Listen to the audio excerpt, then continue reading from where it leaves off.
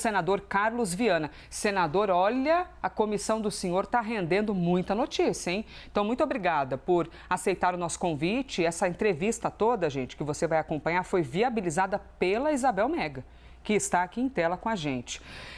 Aliás, Isabel, até já te passo a palavra, por favor, para você começar a nossa conversa. Oi, Elisa, muito obrigada. Obrigada ao senador também, mais uma vez com a gente aqui no Live CNN. Bem-vindo, senador. Senador, quero já falar dessa nova data que temos no horizonte, do dia 26, para ouvirmos Vorcaro. Por tudo que foi costurado, nos contatos que o senhor teve, inclusive com a defesa de Vorcaro, há a confiança de vocês de que ele realmente irá apto a falar, a, pela primeira vez, quebrar um certo silêncio a respeito de tudo aquilo que é colocado no caso Master? Bem, bom dia, Isabel, bom dia, Elisa, lá em São Paulo, bom dia a todos que nos acompanham pela CNN. Olha, é a hora do senhor Vorcaro começar a falar. E nada melhor, eu tenho colocado isso com clareza e fui muito firme com a defesa, de que ele comece a falar para 254 mil aposentados que tinham os descontos de empréstimos consignados pelo banco dele sem confirmações de origem, ou seja, o INSS repassava o dinheiro para o Banco Master, que comprou essa carteira de um outro banco, uma outra financeira, nós ainda não sabemos, queremos identificar de onde veio. E quando o INSS, no ano passado, começou a fiscalizar e a fazer as auditorias que já deveria ter feito, eles descobriram essa falha. 254 mil pessoas que tinham os descontos e não havia uma assinatura, uma confirmação, uma autorização para que isso fosse feito. Então, nós queremos entender do Banco Master, do senhor Vorcaro, de onde ele conseguiu essa carteira, essa transferência para o INSS. Ela foi, de certa forma, republicana ou ela teve também favorecimento político que fez com que ele recebesse sem a documentação completa? Nesse período, as pessoas que reclamavam que estavam sendo enganadas, que não tinham autorizado o desconto, de que maneira essas pessoas foram atendidas para que os direitos delas fossem respeitados. Isso foi colocado para a defesa, que mostrou, inclusive, muito boa vontade em trazê-lo no dia 26, desde que eu concordasse com o adiamento. Agora, a data já acertada, ele virá a Brasília. Caso isso não aconteça, Isabel, Elisa, a CPMI pode determinar, isso está constitucionalmente prescrito, e eu posso fazer isso de ofício, que é trazê-lo sob condução coercitiva. Vai ficar muito pior se no dia 26 não aconteceu o que nós acertamos com a defesa, que é mandar a polícia buscá-lo em casa, uma vez que nós já temos, até por parte do Supremo Tribunal Federal, a autorização para que ele venha a Brasília. Pensando aqui no que o senhor nos diz sobre essa autorização para ele ir e a possibilidade de usar a condução coercitiva, de que maneira os senhores pretendem questioná-lo? Porque para questionar é importante que vocês tenham documentos, informações. E a gente está falando de um processo que corre em segredo de justiça e foi colocado em segredo assim que chegou no Supremo Tribunal Federal. O senhor pode explicar de que maneira o ministro Dias Toffoli pode colaborar, ceder informações? E quando a gente fala em ceder informações, que tipo de informação? É quebra de sigilo de alguma coisa ou é alguma informação que já tenha sido alcançada pela investigação? Bem, é bom a gente esclarecer, Elisa, qual é o limite da CPMI. Eu adoraria investigar toda a relação do Banco Master com o mercado financeiro, com as instituições todas ligadas ao governo, às entidades, mas eu não posso fazer isso. O meu limite constitucional da CPMI, a minha autoridade e dos parlamentares que estão comigo, termina nos descontos irregulares. É bom a gente deixar isso claro, porque eu tenho certeza que muitos parlamentares vão querer perguntar sobre a relação com o Banco Central, com o BRB. A CPMI do INSS, ela foi criada para investigar descontos irregulares. Então, a nossa relação com o senhor Daniel Vorcaro e com o Banco Master são os 254 mil contratos que ele tinha em mãos, sem confirmação, e que foram suspensos pelo INSS assim que a CPMI começou a questionar e pedir as informações. Além do Banco Master, Elisa, Isabel, nós tivemos também as auditorias que suspenderam pelo menos 10 outros bancos que enganavam os aposentados. Nós tivemos Crefisa, que é da presidente do Palmeiras, suspensa, Banco C6, diversos outros que enganavam os aposentados como o consignado é um juro de 2%, 3% ao mês. Simplesmente esses bancos sabiam que a pessoa tinha um financiamento, quer dizer, um vazamento de dados impressionante por parte da Previdência Social. Uma pessoa que aposenta hoje fica sabendo que a aposentadoria saiu antes do próprio INSS porque os bancos ligam oferecendo dinheiro. E esses bancos, eles emprestavam dinheiro a 22% ao mês. Isso é crédito direto, isso é enganar as pessoas. Uma parcela vulnerável da população brasileira precisa do dinheiro, recebe uma ligação em casa com o telefone vazado, faz um empréstimo do qual não consegue nunca mais pagar. Essa relação do Banco Master, de outros bancos com a Previdência, nós temos a obrigação de esclarecer e de fazer mudanças, seja pela legislação, novos projetos, seja por portaria interna do INSS. Não é possível mais que os bancos façam Senador, o que quiser em relação aos aposentados. Então, só uma dúvida. Então, porque o caso do Banco Master está no Supremo por causa da relação com o BRB. Mas o assunto dos senhores diz respeito à INSS e não às questões do BRB. É isso que o senhor quer nos dizer, então, que o ministro pode liberar dados, mas aquilo que diga respeito ao INSS. Desculpe insistir, mas então no que, claro, em respeito ao INSS, poderia haver a colaboração de Toffoli? Olha, o caso está no Supremo Tribunal Federal porque envolve autoridades de primeiro escalão e principalmente do próprio Legislativo. Então, subiu para o INSS por questão de foro privilegiado e ficará lá até que se comprove ou não esse envolvimento. No nosso caso específico, a CPMI do INSS, é bom a gente deixar isso claro para as pessoas. Nós temos autorização, a autoridade para investigar os descontos irregulares. Eu, por exemplo, adoraria, e acho que o ex-presidente do Banco Central, ele tem muitas explicações a dar ao país. Por que o Banco Central não agiu na hora certa para evitar boa parte desse rombo do Master? São perguntas que o Banco Central tem que responder, mas não responderá na CPMI do INSS. Isso tem que ser uma outra CPMI do Banco Master, uma investigação específica. O que nós podemos e vamos avançar é exatamente essa relação de banco com a Previdência. Como se deu, quais os critérios, de que maneira ele garantiu os direitos dos aposentados para que a gente não torne essa população mais vulnerável do que ela já é na questão de descontos irregulares.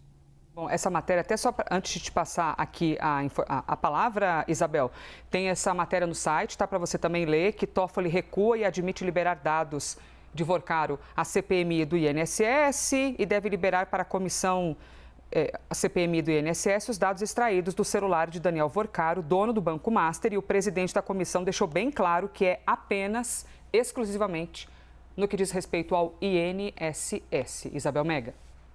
Vou puxar esse gancho então, Elisa. Senador, qual é a expectativa de vocês com esse acesso a dados que hoje estão sigilosos, mas que podem ser liberados em até cerca de 3 semanas? O que esperar do celular de Vorcaro, principalmente sobre revelações que podem conter, porque é essa a apreensão de Brasília desde o ano passado, sobre relações políticas dele? Bem, nós sabemos que todos os contatos políticos, como você disse, toda a relação do Banco Master com entes públicos, políticos, era feita diretamente pelo senhor Daniel Vorcaro. Nessa questão nossa em relação à Previdência, foi ele quem fez os acordos? Foi outra pessoa, algum diretor do banco? Quem operacionalizou esses descontos e de que maneira foi isso?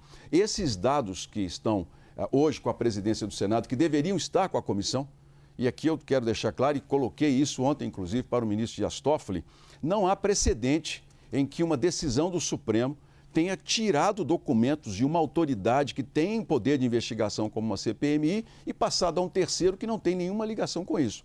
É uma decisão dessas muitas que hoje no Brasil nos estranham.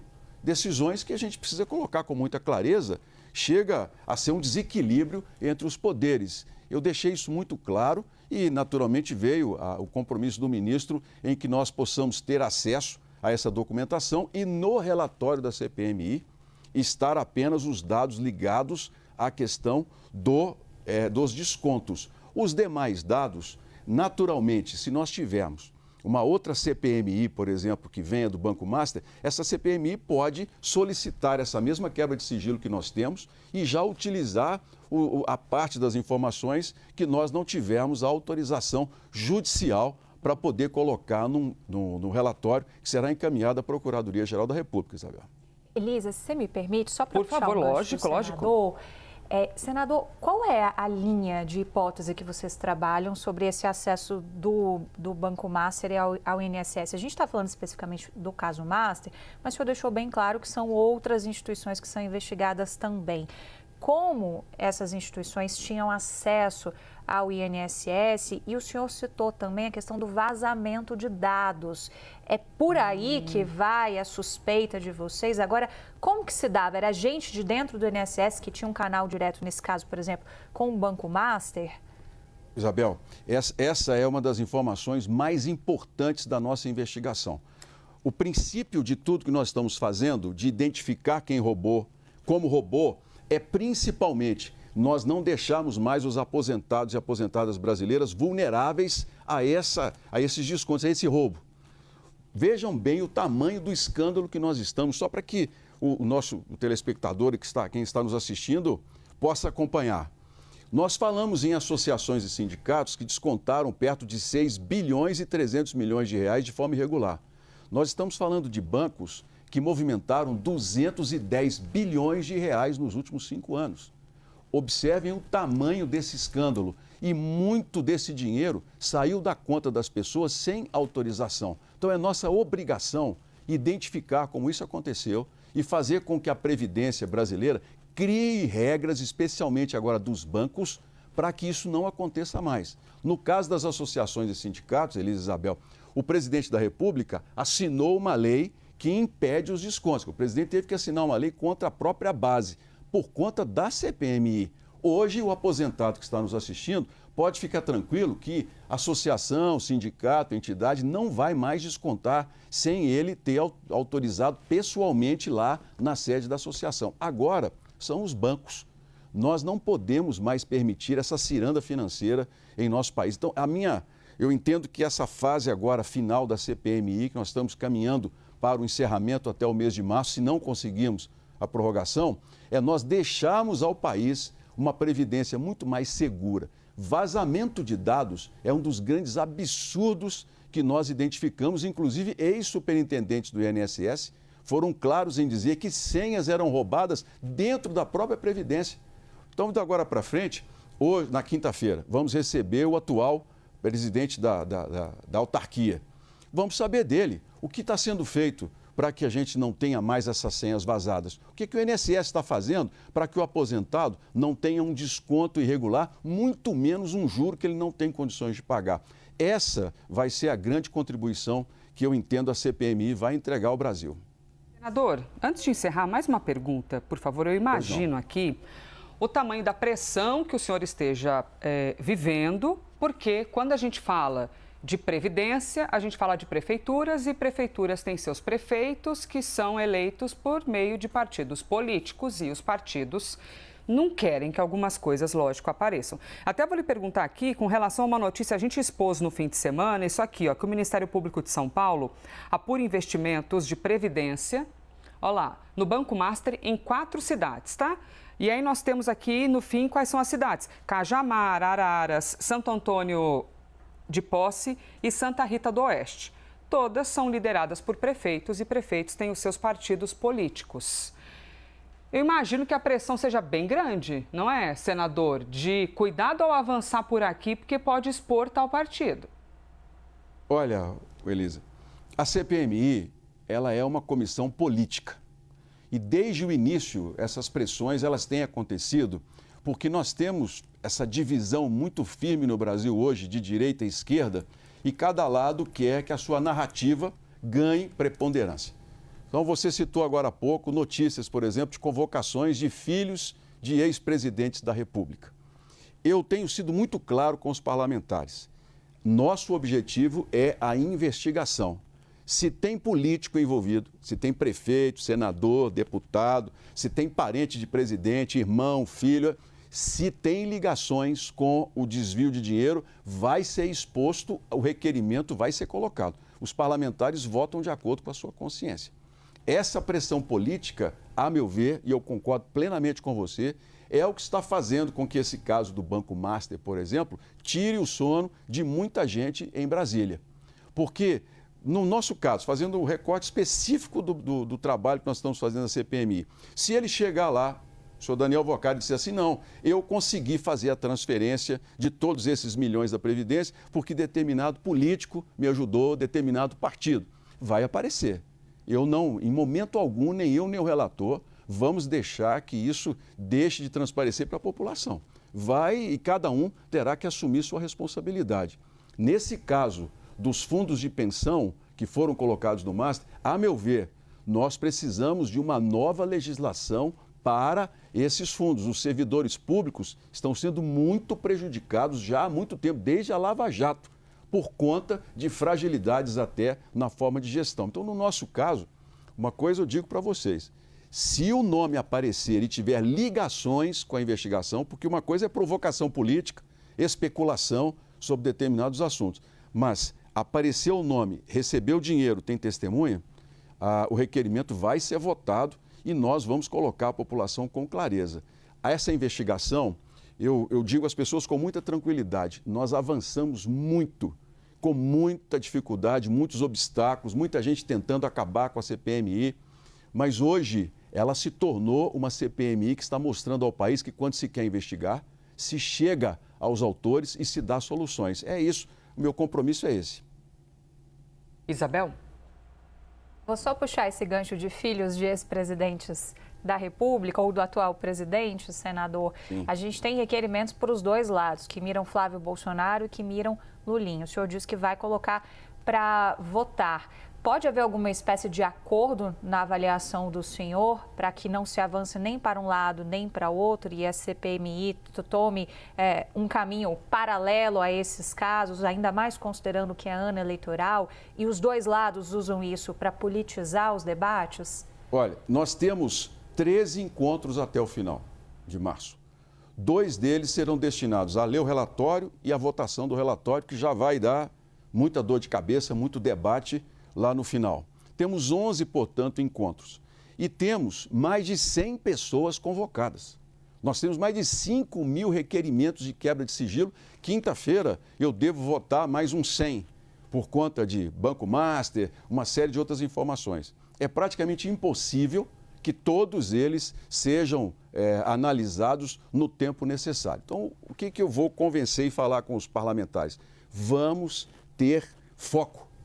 Se nós começarmos a caminhar para o lado da especulação política, do ano eleitoral, a gente não vai terminar o trabalho da maneira como deveria. Agora, vou colocar em votação, vou repetir, aqueles que têm ligação direta com a investigação, independentemente de direita ou de esquerda. No caso do filho do presidente Lula, há uma testemunha que diz que ele recebeu uma mesada de Antônio Carlos Camilo, cara, está lá nos autos, não sou eu quem estou dizendo. Não vou dizer se ele é inocente, se ele é culpado, mas era necessário que ele fosse à CPMI dar esclarecimentos. No caso de Flávio Bolsonaro, senador, filho do ex-presidente Bolsonaro, ainda não há na investigação nenhum dado que ligue diretamente Flávio Bolsonaro a ser chamado na CPMI. Mas há uma hipótese de contador que é ligado ao Careca, nas Ilhas Virgens Britânicas. Se isso se tornar um documento efetivo de que houve envolvimento de dinheiro do INSS, eu também vou colocar em votação. Eu não vou blindar ninguém na CPMI, independentemente do lado político ou ideológico que esteja. Muito bem, conversamos aqui com o senador, presidente da Comissão Parlamentar Mista de Inquérito, senador Carlos Viana. Muito obrigada por estar com a gente, por ter ido até o nosso endereço em Brasília. Obrigada a Isabel Mega por ter viabilizado essa conversa. Muito obrigada, senador. Bom dia. Bom dia, Elisa. Muito obrigado.